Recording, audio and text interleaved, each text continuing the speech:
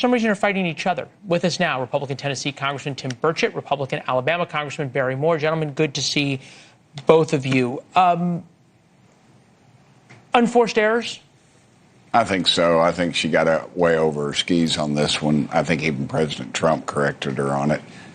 Yeah, First Amendment, they can say what they want to. We don't have to like it, but you have to suffer the consequences, and that's why you're seeing people getting fired across the country right now. And that is an interesting point, right? Because this is where the next debate is for conservatives about going after people and exposing them publicly who say things celebrating Charlie Kirk's assassination in an attempt to get them fired. Here is J.D. Vance, Vice President, on that.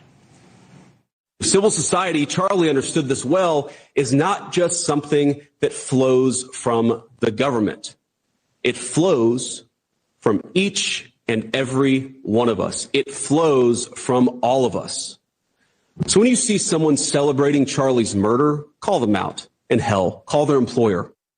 How is this any different from what Republicans faced 4 years ago, 5 years ago with the cancel culture from the left?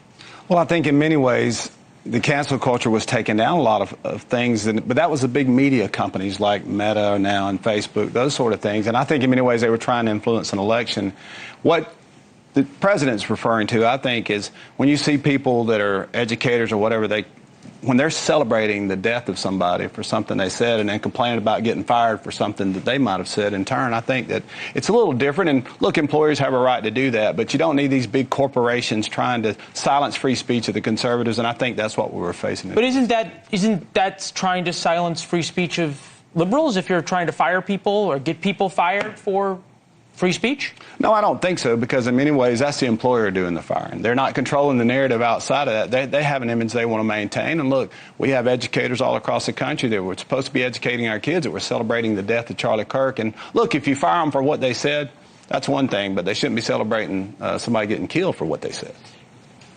This was how Charlie Kirk looked at things. This is going back to May 2024.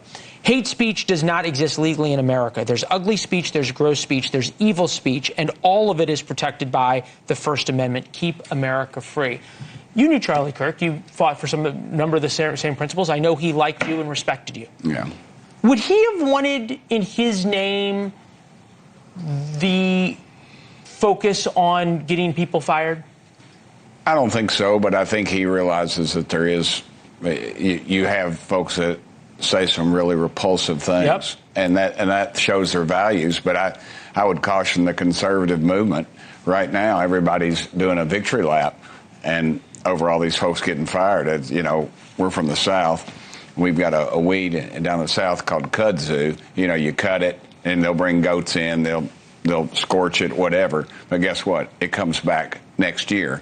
And that's the problem we've got right now. We're firing these people, but we're not firing the people that hired them, because people that hired them in these colleges and universities, these presidents and others that make excuses for this stuff are not, we're just going to have a more refined liberal. So in other words, what you're saying is that if you don't change the culture that hired people that view the world this way and would celebrate death, then it kind of doesn't matter. Yeah, well, in Tennessee, the lady had some kind of lesbian studies thing, and that's her business if she wants to do that.